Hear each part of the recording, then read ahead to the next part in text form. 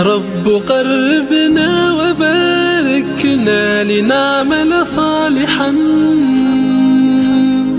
في يدي رسالة التغيير.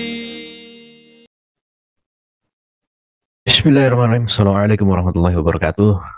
Alhamdulillahirabbil alamin. Allahumma shalli wa sallim wa barik ala sayyidina wa maulana Muhammadin wa ala alihi wa sahbihi wa man tabi'ahum bi ihsanin ila yaumiddin.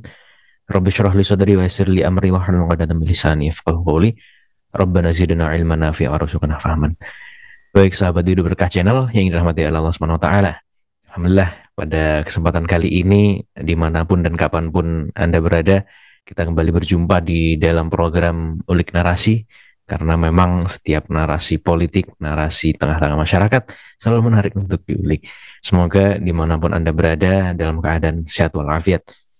Lalu pas salawat serta salam semoga senantiasa kita haturkan pada junjungan kita Rasulullah Muhammad SAW, keluarga, para sahabat dan orang-orang yang selalu istiqamah menjadi para pembela dan pejuang Islam hingga yaumil akhir.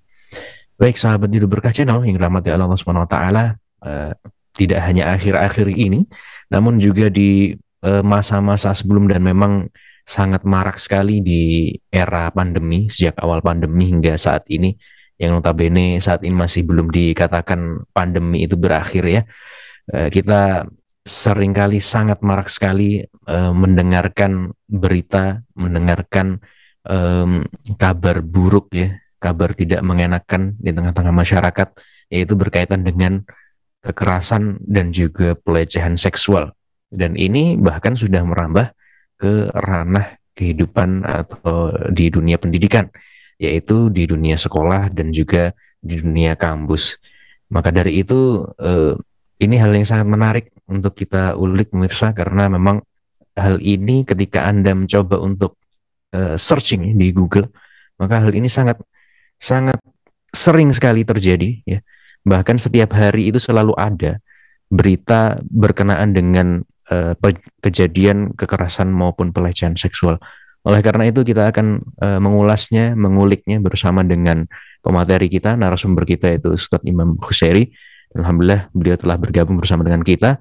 Sahabat beliau, Assalamualaikum warahmatullahi wabarakatuh. Ustadz, bagaimana kabarnya? Sehat? Waalaikumsalam warahmatullahi wabarakatuh. Alhamdulillah sehat, Mas Rosid. Alhamdulillah. Mas Rosid juga dalam keadaan sehat ya. Alhamdulillah. Baik, ya ini langsung saja ya, saat kita masuk ke bahasan. Jadi memang kasus kekerasan dan juga pelecehan seksual ini marak sekali terjadi, tidak hanya di lingkungan non pendidikan, namun juga ternyata terjadi dan begitu luar biasa. Hampir setiap hari atau bahkan setiap hari terjadi menimpa siswa atau pelajar di lingkungan sekolah, pesantren ya, bahkan pesantren juga ya. Kita beberapa waktu lalu juga mendengar kasus yang heboh ya. Dan akhirnya kan opininya arahnya menjadi bahwasannya pesantren ini kemudian menjadi sarang dan ini dan itu. Nah, intinya opini yang tidak baik untuk pesantren ya. Dan maka yang menjadi pertanyaan bagi kita untuk Ustadz Imam, sebenarnya mengapa ya hal-hal seperti ini, kekerasan pelecehan seksual ini kemudian terjadi dan itu marak, dan memang jumlahnya ini dari hari ke hari terus menerus justru semakin bertambah. Kira-kira penyebabnya apa ya Ustadz Imam? Yang pertama adalah seperti ini. Kalau kita melihat data, yaitu adalah data yang diterbitkan tahun 2020 itu, memang kekerasan seksual itu semakin hari semakin meningkat. Kalau kita lihat beberapa literatur itu 27% itu terjadi di lingkup university, yang 19% itu di pesantren, 15% itu adalah di SMA ataupun SMK. Jadi sangat bervariatif, yaitu yang kondisi ataupun lokasi daripada kekerasan seksual tadi itu, yang pelecehan seksual tadi itu. Nah, berikutnya kalau kita melihat juga itu pelaku daripada kekerasan seksual itu sebenarnya itu lebih banyak kepada teman dekat itu. Jadi lebih banyak kepada teman dekatnya. Jadi kalau ada beberapa survei yang ada di di Komunitas Nasional Anti Kekerasan Terhadap Perempuan, Komnas Perempuan itu menyebutkan bahwa yang paling banyak itu adalah teman. Yang disurvei di sini adalah ada 900 962 kasus, yang itu didominasi 330 itu adalah dari teman, yang bawahnya itu adalah 209 itu adalah dari tetangga, berikutnya adalah dari orang yang tidak dikenal, yang terakhir itu malah di dunia pendidikan. Contohnya di sana adalah 9 kasus itu adalah dosen, 28 kasus itu adalah guru, 15 kasus itu adalah guru ngaji. Sebenarnya itu kalau kita melihat adalah seperti itu. Yang malah paling banyak itu adalah teman ya. Yang rata-rata di sini notabene kalau teman itu mengarahnya kemana kira-kira? Kepada pacar ya, pacar ataupun di sana ada teman dekat dan lain sebagainya. Nah, kondisi semacam inilah yang menjadi itu, kalau kita melihat itu kekerasan seksual itu adalah muncul. Nah, pertanyaan berikutnya menarik itu adalah seperti ini, kenapa hal itu bisa terjadi? Nah, kalau kita melihat data lebih jauh lagi, itu karena salah satu faktor memang adalah faktor pornografi tadi itu. Kita bisa melihat yaitu data yang saya lanjutkan lagi ya ini. Oke, kalau kita melihat kenapa hal itu terjadi, salah satunya adalah memang banyaknya konten-konten pornografi. Ini kita bisa melihat yang ada di statistik aduan masyarakat yang diterima oleh Kominfo, yang dimana yang tertinggi aduan masyarakat itu berkaitan dengan konten pornografi, yang di situ ada sejumlah 244.000 aduan. Yang nomor 2 itu adalah fitnah, itu adalah 57.000. Nah, kalau kita melihat antara pornografi sama fitnah itu kan luar biasa. Terpaut sampai sekitar berapa itu ya? 190.000 aduan itu. Antara itu yang nomor 1 sama yang nomor 2 tadi itu. Nah, konten daripada pornografi ini sudah merasuk di dalam dunia di masyarakat, terutama adalah di fase-fase yang anak-anak kecil ya. Jadi yang kalau kita melihat yaitu adalah 90% itu adalah anak itu terpapar pornografi itu lewat internet, yang berusianya itu masih 11 tahun. Jadi tadi kita kembali kepada data tadi itu yang paling banyak kepada teman, terus akhirnya mengerucut kepada guru, dosen ataupun guru ngaji tadi itu. Nah, yang paling banyak 90% itu adalah dari searching di internet. Nah, paling banyak lagi device yang paling banyak digunakan adalah Android itu. Nah, kan sekarang itu kalau kita dulu masih kecil ya, Mas Rosid, itu kalau kita melihat TV itu kan didampingi orang tua. Nah, sekarang orang tua kan sulit untuk dampingi ketika mereka punya HP kan itu. Punya HP terus akhirnya melihat konten-konten yang seperti itu, orang tua pun di sana adalah agak gagap untuk di sana adalah mengontrol anak-anaknya tadi itu. Terjadilah semacam kasus pelecehan seksual, ataupun di sana adalah lebih lanjut lagi ada kepada free sex dan lain sebagainya tadi itu. Mungkin seperti itu secara garis besarnya. Baik ya, ini yang menarik sebenarnya tadi karena salah satu yang menjadi faktor adalah akses pornografi ya. Jadi memang begitu mudahnya sebenarnya wallahu alam ya, karena memang saya sendiri tentu saja Ustadz Imam kan kita sama-sama tidak mencoba untuk mengakses seberapa mudah sih sebenarnya mengakses pornografi itu. Hanya saja memang ketika orang memiliki keinginan yang besar ya, apalagi ketika masa pandemi ini kosong, itu kan memang kosong itu maksudnya aktivitas kan lebih banyak di waktu pandemi awal-awal itu kan memang WFH ya, dan juga ada masa transisi sebelumnya terbiasa aktivitas offline ini, kemudian bagaimana ya aktivitas yang sebelumnya offline kemudian jadi online, itu kan sempat ada kekosongan waktu tersebut. Kemudian ya pada intinya sebenarnya ketika pandemi ini kan waktu kosong akhirnya alam apakah memang sebegitu waktu yang dimiliki oleh masyarakat itu sekosong itu sehingga pada akhirnya begitu terdorong untuk mengakses pornografi, dan juga semudah apa sebenarnya mengakses pornografi itu kan yang menjadi persoalan. Nah, ini sebenarnya kemudian selain faktor-faktor tersebut, apakah ada faktor lain ya Ustaz, yang mengaruhi generasi muda di masa saat ini? Karena memang kan ketika kita mencoba untuk melihat terjadinya sebuah peristiwa yang terjadi berulang-ulang, pelakunya juga berbeda-beda ini.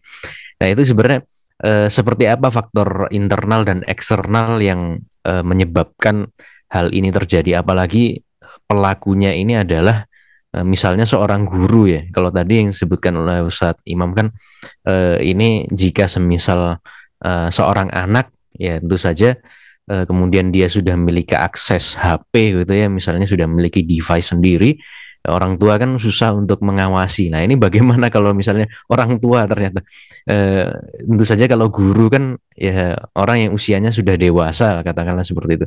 Walaupun memang antara dewasa dengan tua kan berbeda, ada bedanya. Nah, ini sebenarnya apakah faktornya hanya faktor eksternal atau ada faktor internal yang terjadi di dalam diri manusia, misalnya di masa pandemi ini ternyata ada faktor-faktor yang pengaruhi.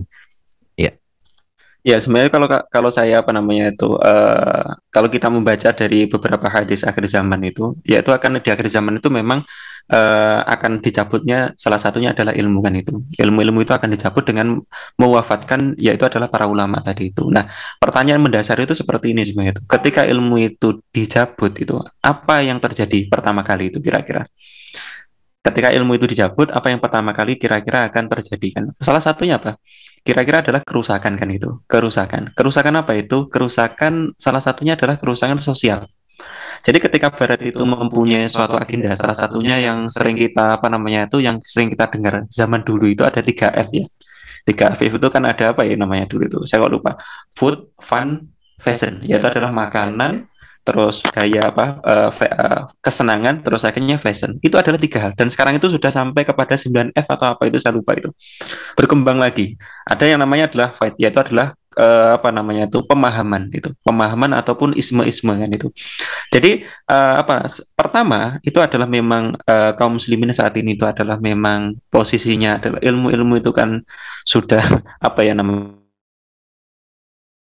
tidak, kalau kita lihat cek lah daripada apa namanya itu wawancara-wawancara di YouTube itu anak-anak kecil lah kita cek itu apakah kamu bisa untuk bahasa apa namanya itu membaca Al-Fatihah, bagaimana untuk niat sholat kan itu kan sangat ini kan apa namanya sangat miris sekali melihat hal seperti itu. Kenapa hal itu terjadi? Karena ilmu di antara generasi muda itu kan di sana adalah dicabutkan itu.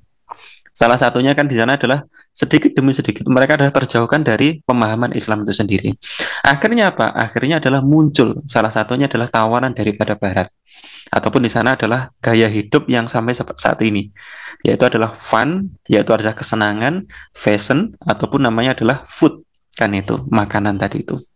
Nah, hal inilah yang menjadikan suatu pengaruh. Nah, salah satunya ketika apa namanya ketika ilmu tadi itu dicabut itu ilmu itu dicabut, yang terjadi apa? Yang terjadi adalah sangat relevan dengan hadis dari Rasulullah SAW, yaitu adalah hadisnya itu yang sering kita dengar, yaitu adalah berkaitan dengan sinfani min alinar lam aruhma kan itu. Ada 2 golongan yang tidak pernah aku apa namanya itu aku lihat kan itu. Yang pertama adalah seorang apa namanya itu seorang kaum yang dia adalah membawa cambuk. Yang cambuk itu adalah sebagaimana ekor keledai. Yang kedua ini, yang menarik, yang kita bisa lihat saat ini, apa itu? Yaitu adalah wanisa kasiyatun ariyatun mumilatun kan itu, ma'ilatun ru'usun ka'astimatil bukhti, la yadkhulul jannah kan itu. Ka'astimatil bukhtil ma'ilah kan itu. Jadi ada suatu kaum, seorang wanita yang dia adalah berpakaian namun telanjang itu. Kira-kira kalau kita melihat kondisi apa nama sosial saat ini itu, orang yang berpakaian namun telanjang yang lebih banyak ataukah orang yang berjilbab itu kira-kira seperti itu. Kenapa hal itu terjadi? Kan salah satunya kan pertama adalah masalah apa namanya itu masalah media sosial udah luar biasa, tidak ada sama sekali adalah rasa malu di situ. Terus akhirnya mereka tidak punya ilmu bagaimana cara berpakaian yang syar'i, bagaimana cara untuk pergaulan Islam dan sebagainya. Sampai-sampai memang di dalam suatu hadis apa namanya itu di dalam hadis Rasulullah SAW bersabda hadis seperti ini, yaitu adalah walladzi nafsi biyadihi la tafna hadhil ummah hatta yaqumu rajul ilal mar'ah fayastarisha fit tariq gitu. Maka apa namanya itu tidak akan terjadi suatu hari kiamat kecuali ada seorang pemuda yang itu mendatangi wanita itu adalah jalan-jalan gitu. Kalau kita ngecek itu kondisi daripada pergaulan antara laki-laki perempuan itu pacaran itu di mana kira-kira? Apakah di kuburan ataukah di jalan kira-kira? Masih di jalan kan itu, pasti di taman itu, rata-rata di jalan ijen kan itu banyak kan itu, ataupun di pinggir-pinggir jalan kan banyak sekali kan itu orang-orang yang berpacaran kan itu. Nah, ini kan sudah mengindikasikan bahwa kerusakan apa namanya itu terjauhnya generasi muda kita saat ini dengan ilmu yang harus mereka miliki tentang agama tadi itu. Nah, itu mungkin salah satunya di dalam faktor internalnya itu adalah memang seperti itu, sama eksternalnya itu. Kalau yang eksternal tadi itu udah jelas, yaitu adalah food, bagaimana orang-orang itu diberikan suatu makanan, yang makanan itu makanan yang apa ya, salah satunya kan junk food itu. Jadi kalau kita mengecek beberapa tempat yang ada di di rumah sakit itu, orang yang banyak juga, termasuk banyak juga adalah pemuda yang cuci darah. Kenapa aku cuci darah? Salah satunya mereka adalah minum minuman yang di sana adalah tidak menunjang untuk kesehatan mereka, kan itu. Nah, ini adalah dan ini adalah harus hati-hati. Nah, berikutnya adalah masalah fun, kesenangan, kan itu, musik dan lain sebagainya, dan fashion tadi itu. Seperti itu mungkin. Ya, ini yang menarik itu ketika misalnya coba kita bandingkan generasi zaman sekarang kemudian zaman dahulu, terlebih dari aspek rasa malu ya. Ini menarik karena memang ketika kita melihat di masa sekarang ini kan yang namanya ilmu, kemudian akses untuk mengkaji Islam lah, katakanlah seperti itu kan sekarang menjadi jauh lebih mudah ya. Kemudian itu semuanya terwujud di banyaknya kajian-kajian yang diselenggarakan di tengah-tengah kita ya, di banyak-banyak masjid, kemudian di secara online kan kita bisa juga mengaksesnya dengan mudah.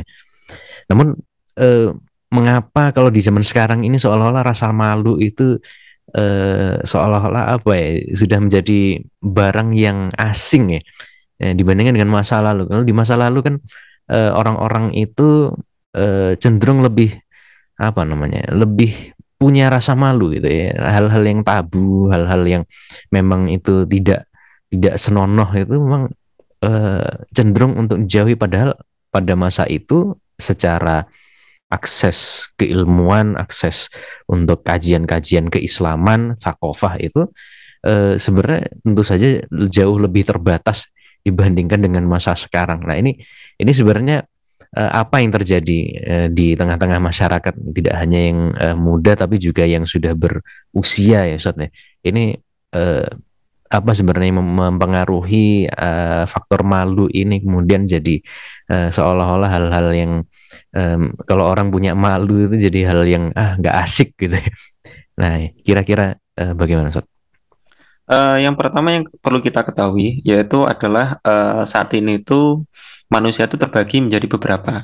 Salah satunya di sana adalah kalau kita melihat konten konten media sosial itu adalah mengikuti dari yang viral.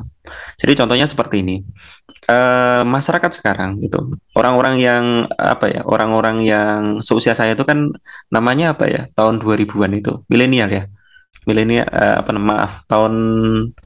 tahun 90-an itu generasi Y. Generasi Y ya. Yeah. Jadi kalau kita melihat orang-orang yang seusia saya ini gitu, contohnya seperti itu. Itu kan sekarang kalau kita ngecek beberapa beberapa pendapat itu, yaitu rata-rata mengatakan adalah ya sekarang sudah zamannya kan itu. Sudah berubah seperti ini kan itu.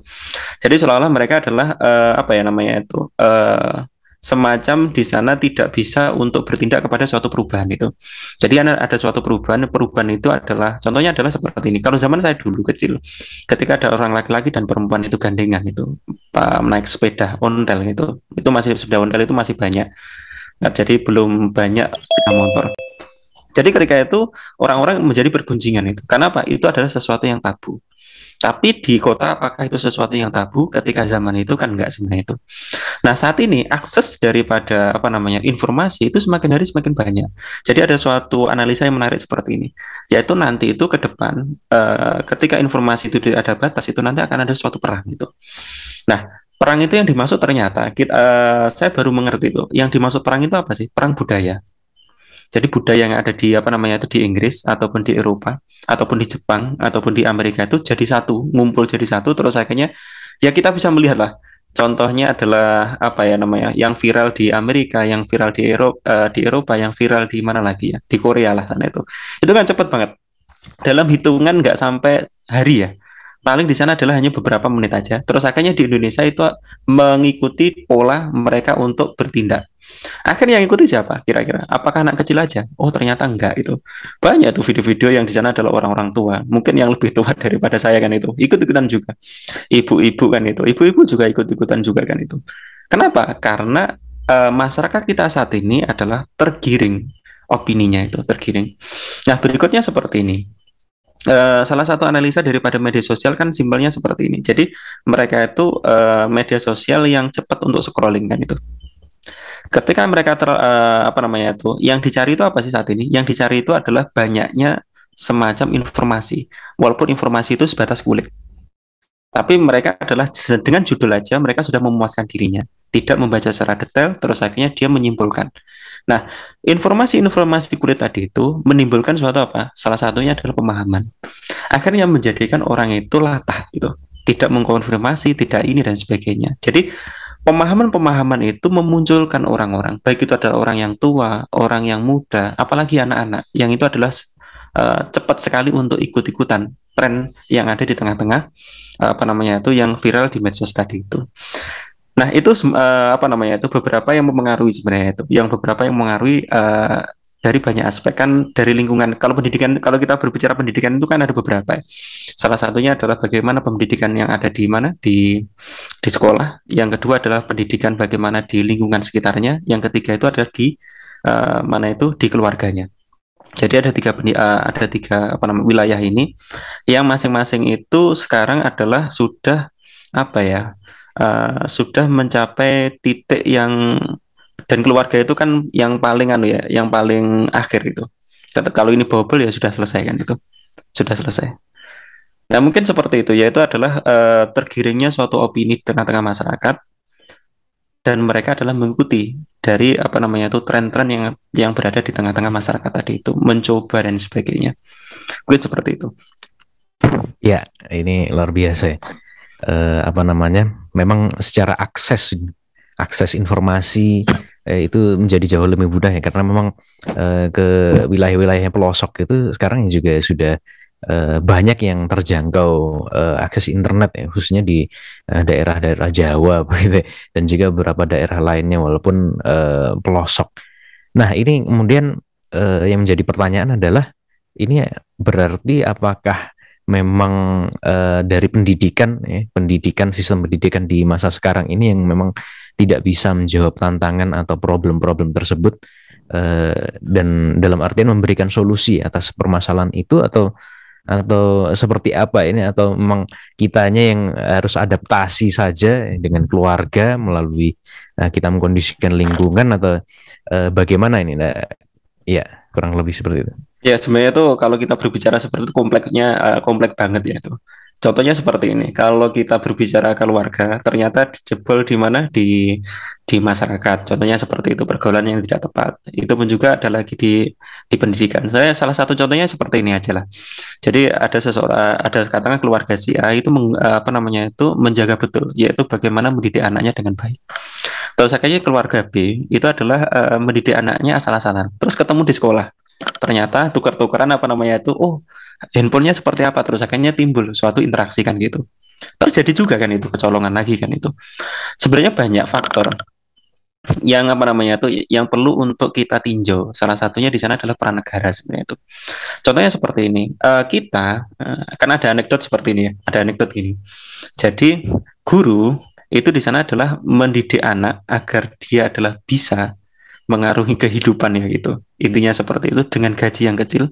Tapi artis itu merusak daripada adalah apa ya sistem moral lah sana itu kan, itu sistem moral kan itu.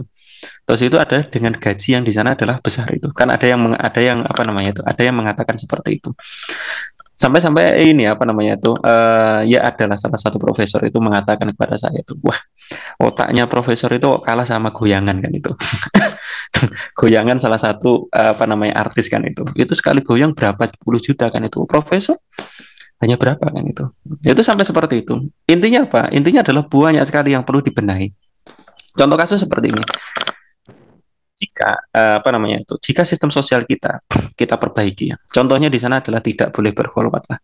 Ataupun di sana seperti ini, ada suatu kebijakan menarik dari dari Umar bin Khattab. Salah satunya ini namanya adalah Nasir bin Hajat gitu. Nasir bin Hajat itu kan orang yang sangat tampan itu. Pernah dengar ceritanya ya? Ya Mas Mas Rosid ya. Jadi ada kisah namanya adalah Nasir bin Hajat. Jadi ketika itu adalah orang yang orang yang sangat tampan sekali di zamannya Umar itu. Ketika khalifahnya Umar. Maka ketika itu orang-orang wanita itu mengatakan gini, duhai adakah jalan yang menyampaikan kepada Umar, lalu aku meneguknya kan itu. Duhai apakah ada saranan untuk untuk mendapatkan Nasir bin Hajat, dan itu didengarkan oleh Umar itu. Maka Umar pun memanggil, yaitu ada Nasir bin Hajat tadi itu. Dipanggil, oh ternyata tampan banget ya itu. Ketika itu langsung dipotong dipotong rambutnya kan itu, ternyata di sana adalah semakin tampan kan itu. Terus diapakan lagi, ya tetap tampan kan itu, semakin tampan kan itu. Maka ketika itu dia diasingkan ke Basrah kan itu, agar tidak menimbulkan fitnah di kalangan wanita di Madinah ketika itu. Nah ketika itu langsung diletakkan di Basrah orang yang tampan. Mas Rosid, kalau kita lihat, kalau saat ini orang yang nggak tampan di medsos jadi tampan atau enggak? Jadi tampan. Ada filter. Ada filter kan itu. Ada filter kan itu. Yang nggak modal-modal pakai filter aja udah cukup kan itu. Kan seperti itu. Itu nampang semuanya di tengah-tengah di tengah-tengah masyarakat. Dan itu terus-menerus. Sistemik. Di televisi juga seperti itu. Komisi perlindungannya juga nggak melindungi juga kan itu. Bagaimana tonton yang baik dan sebagainya, maka itu muncul suatu. Bagaimana dengan pendidikan yang salah satu contoh pendidikan yang kita sudah seperti itu, tapi adalah di masyarakat seperti ini. Selanjutnya lagi, yaitu adalah bagaimana negara adalah melindungi, yaitu salah satunya di sana adalah tontonan tadi itu. Jadi sebagaimana kalau saya di rumah memang adalah tidak ada televisi ya sana itu, televisi tidak ada. Yang kita memang adalah tidak memasang televisi. Salah satunya seperti itu. Dan itu memang ada suatu majalah yang menarik dulu itu. Sudah saatnya televisi itu adalah tidak di rumah kita. Namun ternyata televisi sudah di beberapa orang meninggalkan, sekarang muncul namanya adalah HP kan itu. Yang itu lebih sulit daripada televisi untuk di sana untuk kontrolnya tadi itu. Ini memang problematikanya adalah memang seperti itu. Ya seperti itu, Mas Rosid. Iya. Iya, lalu kemudian ini terakhir, insya Allah Ustadz, pertanyaan terakhir. Lalu kita sebagai bagian dari masyarakat ya, dan tentu saja juga ini kan effort yang harus dilakukan oleh seluruh komponen masyarakat, karena memang tadi disampaikan oleh Ustadz Imam bahwasannya perubahan di lingkungan satu keluarga saja itu tidak cukup kan ya. Nanti ketika keluarga satunya ternyata tidak memberikan edukasi atau pembentengan yang baik ya dari hal-hal yang buruk, ternyata kemudian ketika anak-anak dari dua keluarga itu berinteraksi kemudian memberikan pengaruh buruk. Nah ini lalu sebenarnya masyarakat, perubahan yang dapat dilakukan oleh masyarakat ini semuanya harus dimulai dari mana ya? Dalam konteks pendidikan misalnya case-nya. Sebenarnya seperti ini, ada suatu ada suatu ungkapan as-sholih khairul li nafsih itu. Jadi orang yang soleh itu fokusnya untuk berbuat kebaikan untuk dirinya sendiri. Jadi orang yang soleh itu adalah orang yang fokus untuk berbuat baik untuk dirinya sendiri. Tapi orang yang muslih itu adalah muslihun, adalah orang yang berbuat baik untuk dirinya dan wali ghairih kan itu. Berbuat baik untuk dirinya dan untuk orang lain kan itu. Ini yang membedakan antara soleh sama muslih kan itu. Nah maka di sini adalah tugas kita untuk apa sih? Tugas kita adalah salah satunya menjadi seorang yang muslih, mengadakan suatu perbaikan di tengah-tengah masyarakat. Jadi banyak suatu hadis tentang masalah muslih kan itu, muslihun, yaitu orang-orang yang di sana adalah mengadakan suatu perbaikan dan pahalanya luar biasa. Jadi kita sebagai seorang kaum muslimin harus sadar betul bahwa ini adalah sebagai kewajiban kita. Jika kita tidak mengajak kepada kebaikan seseorang, itu akan mengenai diri kita sendiri.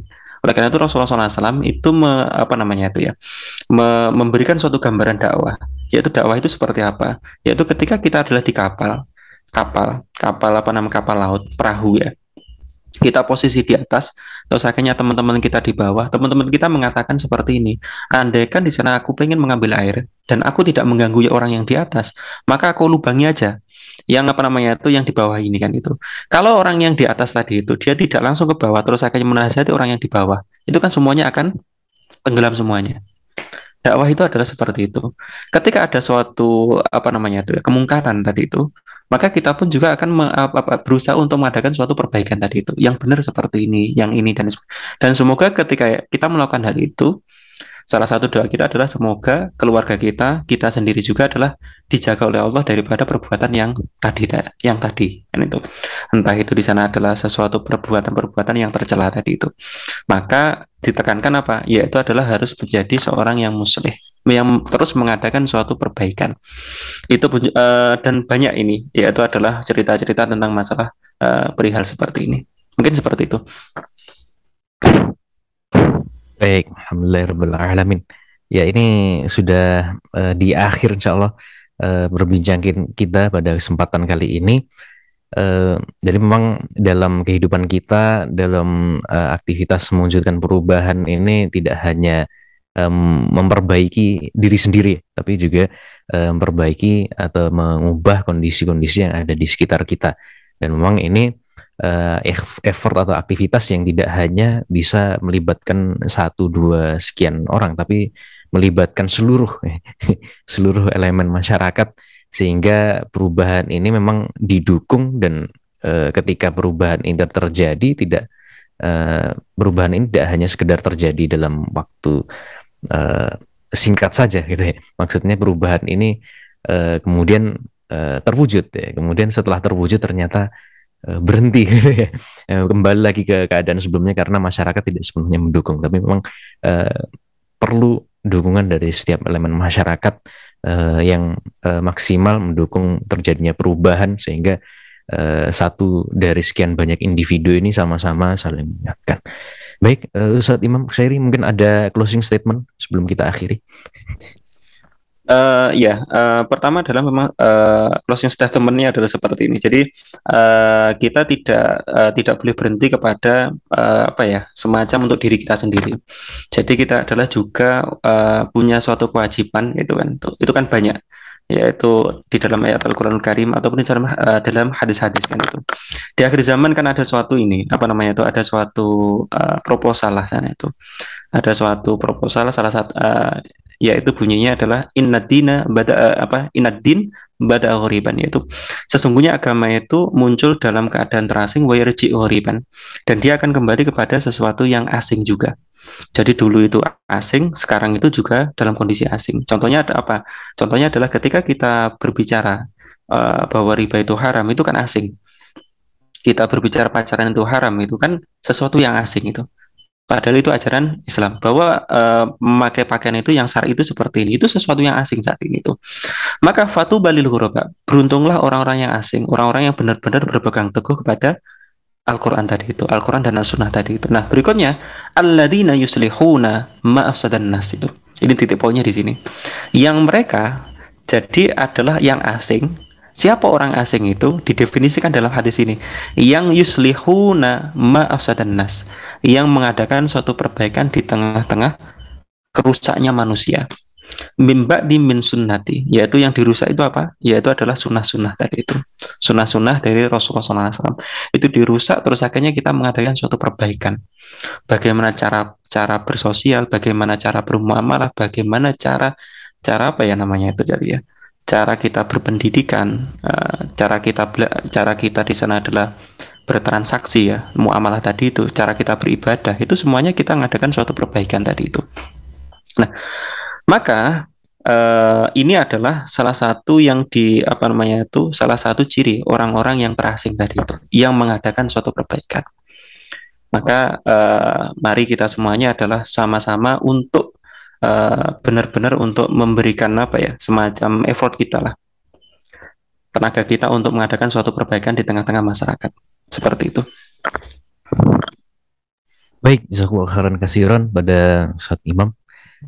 Ustadz Imam Khusyari sudah bergabung bersama dengan kita ya, berbagi, ngobrol, sharing-sharing dan memberikan insight ya seputar kejadian-kejadian yang terjadi di tengah-tengah kita berkaitan dengan kekerasan dan juga pelecehan seksual. Jadi mari kita sama-sama memperbaiki, ya, kita menjadi tonggak-tonggak, ya, orang-orang yang mewujudkan perubahan tengah-tengah masyarakat sehingga masyarakat ini menjadi kembali menjadi masyarakat yang Islam, ya. Masyarakat Islami menjadi Darul Islam kembali. Baik, jazakumullah khairan katsiran sekali lagi Ustadz Imam Syairi, pada pemirsa juga sahabat di Berkah Channel yang dirahmati Allah Subhanahu wa taala dimanapun Anda berada, kapanpun Anda menyaksikan. Insya Allah kita akan bertemu lagi di pekan depan dengan topik-topik narasi-narasi yang tentu saja menarik untuk diulik. Baik, kita akhiri perjumpaan kita pada kesempatan kali ini dengan baca doa kafaratul majelis. Subhanakallahumma wa bihamdika asyhadu an la ilaha illa anta astaghfiruka wa atubu ilaik. Wallahu a'lam bishawab. Akhirul kalam. Assalamualaikum warahmatullahi wabarakatuh. Jangan lupa untuk like, share, dan subscribe, dan juga jangan lupa untuk memberikan komentar plus menyalakan lonceng notifikasi agar Anda tidak melewatkan video-video dari Hidup Berkah Channel. Sekian, terima kasih. Sekali lagi, assalamualaikum warahmatullahi wabarakatuh. يا رب قربنا وباركنا لنعمل صالحا في يدي رسالة التغيير.